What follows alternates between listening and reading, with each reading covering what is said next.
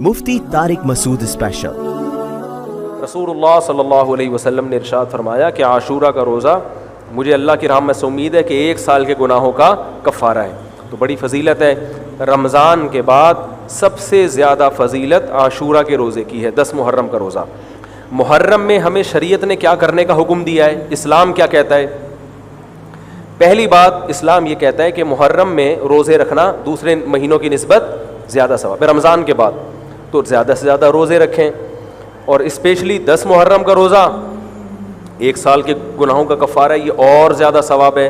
پورے محرم نہیں رکھے جاتے، 10 محرم کا رکھنا ہے۔ حدیث میں آتا ہے کہ آپ نے حکم دیا 2 روزے ملا کے رکھو، کیونکہ یہودی جو تھے وہ 1 روزہ رکھتے تھے، صحیح ہے نا؟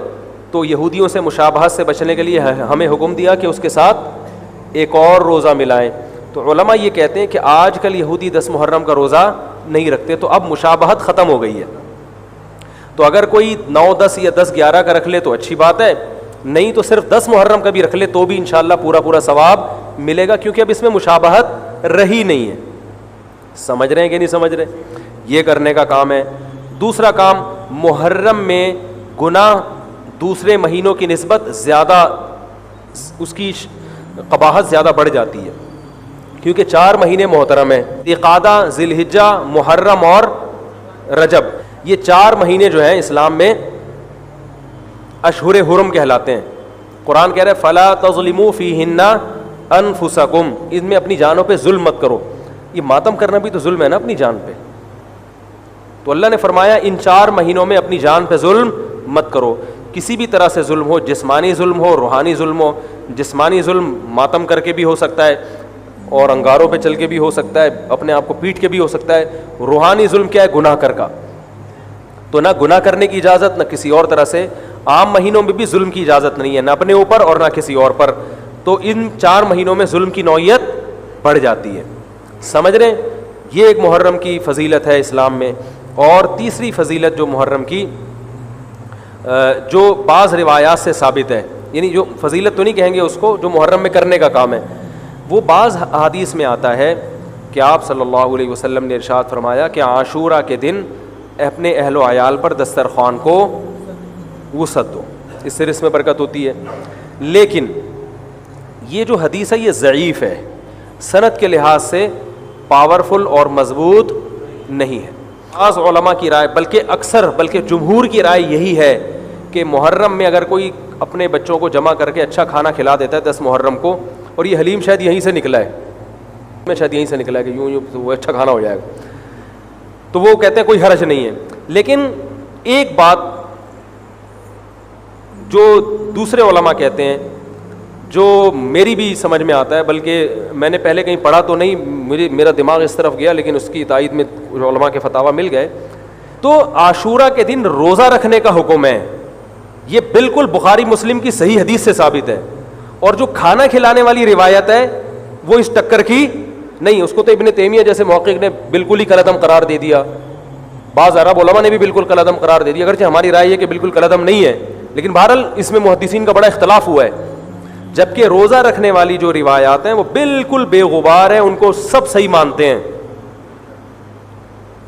تو کھانا کھلانا اور روزہ جمع، بولو بھائی، نہیں ہو سکتا، اس لیے کہ اگر وہ روزے کا دن ہے تو کھانے کا دن نہیں ہے، کھانے کا دن ہے تو روزے کا نہیں۔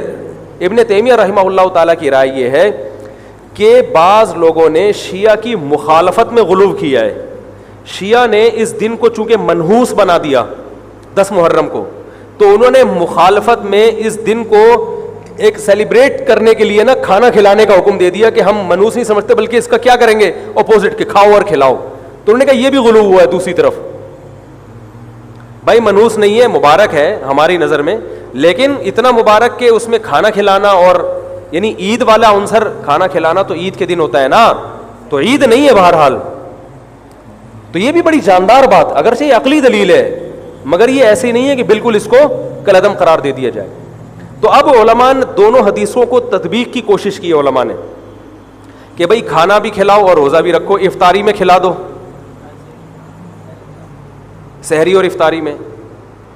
تو بات یہ ہے کہ افطاری میں اگر آپ کھلائیں گے تو وہ 11 محرم شروع ہو چکی ہوگی، وہ 10 محرم بولو بھائی نہیں رہے گی. دوسرا سحری میں جو کھلانے کا مسئلہ ہے نا, سحری میں تو سحری میں جب ہم کوئی کہتے ہیں نا فلاں دن یہ کام کرنا ہے فلاں دن, تو اس سے لغت میں جو ذہن میں متبادر ہوتا ہے نا وہ دن کا وقت ہے, وہ 3:30 پونے 4 کا وقت نہیں ہوتا. یہی وجہ ہے کہ جو لوگ اس حدیث پر عمل کرتے ہیں عاشورہ والی, وہ دن میں کھانا کھلاتے ہیں, دوپہر کے ٹائم لنچ کرتے ہیں. وہ افطاری میں تو ویسے ہی دسترخوان وسیع ہوتا ہے بھوک کی وجہ سے. ارے بابا وہ تو ویسے ہی بچوں کو جب روزہ رکھا ہوا ہے تو اچھا کھلاؤ, سحری اچھی کراؤ, اور افطاری وہ تو ویسے ہی بھوک کی وجہ سے. رمضان میں دیکھو نا کیسے کھلے دسترخوان ہوتے ہیں.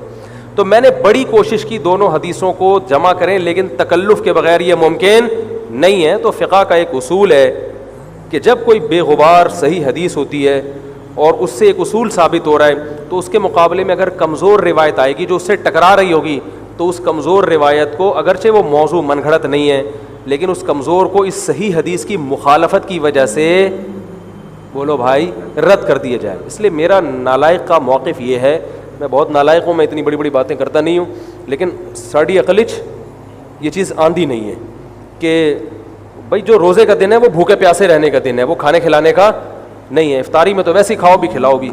تو اور اس کا نقصان یہ بھی ہوتا ہے کہ لوگوں نے اس کھانا کھلانے کے چکر میں روزے چھوڑ دیے ہیں.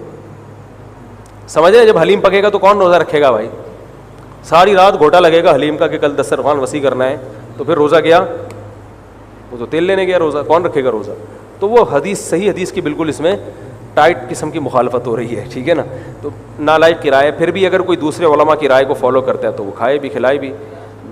میں کہتا ہوں جو مضبوط چیز ہے اس کو لینا چاہیے, جو کمزور چیز ہے اس کو چھوڑ دینا چاہیے. ہمارے حضرت مفتی رشید احمد صاحب رحمہ اللہ ایک بات کہتے تھے کہ جہاں کھانا کھلانے کی حدیث آئے گی نا وہاں مسلمان اس کو لے ہی لے گا.